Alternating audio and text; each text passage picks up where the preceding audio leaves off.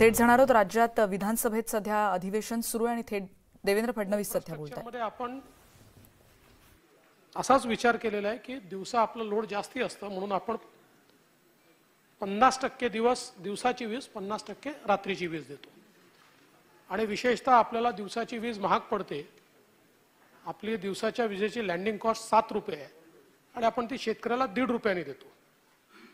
त्यामुळे आपण अर्धे दिवस रात्रीचे देऊन क्रॉस सबसिडीचा जो सरचार्ज आहे तो आपल्याला कमी कसा करता येईल हा प्रयत्न आपण करतो। कारण आपल्याला कल्पना आहे की मोठ्या प्रमाणात अनुदानही आपण देतोय आणि उद्योगावर देखील मोठ्या प्रमाणात त्याची क्रॉस सबसिडी टाकतोय आणि आता उद्योगांची क्षमता राहिलेली नाही की अधिक क्रॉप सबसिडी ते त्या ठिकाणी ॲब्झॉर्ब करू शकतील आणि म्हणूनच आपण सोलर फीडरचा निर्णय त्या ठिकाणी घेतला।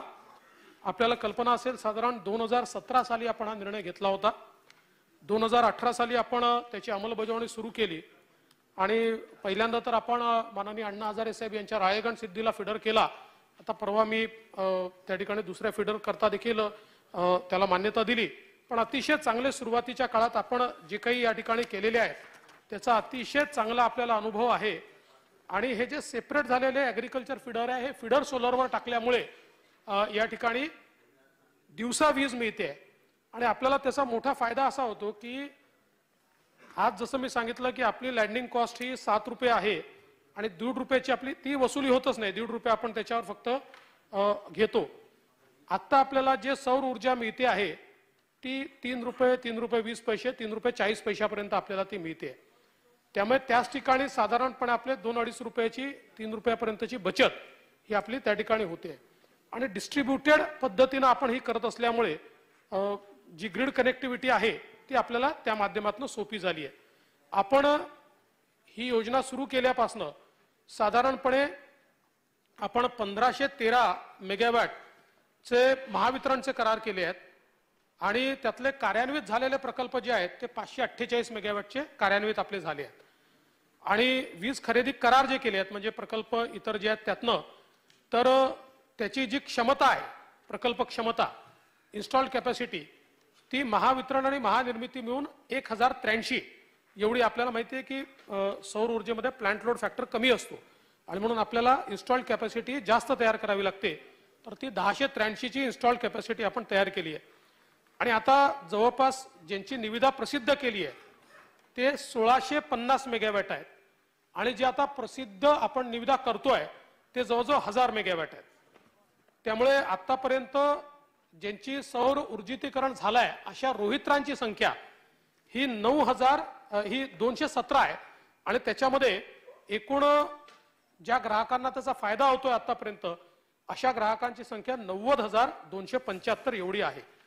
आपण याच्यामध्ये आता मोठ्या प्रमाणात हा प्रयत्न करतो की शेवटी सौर ऊर्जेकरता इन्व्हेस्टरचा प्रॉब्लेम नाहीये। आता आम्ही साधारणपणे आपल्याला 8000 मेगावॅट वीज ही आपल्या शेतकऱ्यांना द्यायची आहे आणि 8000 मेगावॅट विजेचा विचार केला तर आपल्याला साधारण 12 ते 13,000 मेगावॅटची इन्स्टॉल्ड कॅपॅसिटी तयार करावी लागेल। पहिल्या टप्प्यामध्ये 4000 मेगावॅटचं आपण ज्यावेळेस प्रीबिड मीटिंग बोलवली तर अतिशय चांगल्या प्रकारे आपल्याला रिस्पॉन्स मिळतोय। म्हणजे अगदी काही प्लेयर असे आहेत की ज्यांचं म्हणणं आहे की तुम्ही एकत्रित टेंडर काढा आम्ही ते घ्यायला तयार आहोत। त्यामुळे इन्व्हेस्टमेंटचा प्रॉब्लेम नाही आहे। दोन त्याच्यातल्या मुद्द्यांचा आपल्याला मार्ग काढायचा आहे। एक म्हणजे जमीन। तर आता आपण एक लँड बँक तयार केली आहे आपल्या पोर्टलवर आपण ती लँड बँक अपलोड करतोय।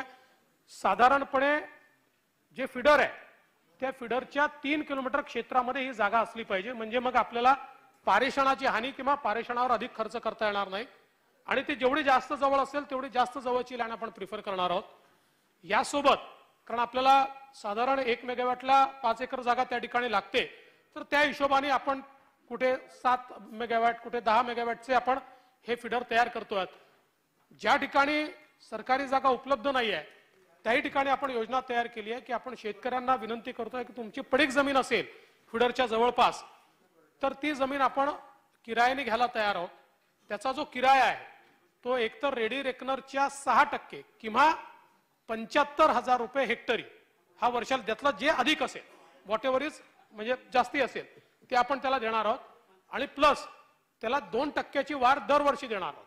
त्यामुळे आता मोठ्या प्रमाणात आपल्याला लँड उपलब्ध होते आहे आणि यातला दुसरा जो प्रॉब्लेम आहे तो साधारणपणे जे इन्स्टॉल करायला तयार आहेत किंवा इन्व्हेस्ट करायला तयार आहेत त्यांचा एक प्रश्न आहे की तुमच्याकडे वसुलीच होत नाही. त्यामुळे ठीक आहे कागदावर आम्हाला बिलं दिसतील पण आमची वसुली कशी होईल. तर त्यातनं आम्ही मार्ग काढतोय की वसुलीची जबाबदारी आम्ही आमच्याकडे ठेवू, त्यांच्याकडनं वीज आम्ही विकत घेऊ. विजेचे पैसे आपण जसं आज महावितरणला आपण पैसा देतोय तसं आपण त्यांना पैसा देऊ. अशा या दोन याच्यातनं आपला प्रयत्न आहे. आता आम्ही अतिशय मॉडेस्टली असं म्हटलंय की 2025 पर्यंत 30%, पण मला असं वाटतं की 2025 पर्यंत आपण 50% फिडरचे टेंडर्स हे फायनल स्टेजला निश्चितपणे आणून त्याचं काम सुरू करू शकू आणि त्याच्यानंतरचंही 25 पर्यंत या 2 वर्षामध्ये आपण 50% फिडरचं काम करू शकू. आपण 30% म्हटलंय पण 50%चं करू शकू. जो काही त्याला रिस्पॉन्स मिळतोय त्याच्या आधारावर आपल्याला हे सांगता येत आहे आणि हे झालं. आणि पॅरलली याच्यामध्ये आपल्याला केंद्र सरकारची जी कुसुम योजना आहे त्यातनं अनुदान देखील मिळत आहे. त्यामुळे ते अनुदानाचा वापर करून आपण हे भाव थोडे मॉडरेट करू शकतोय.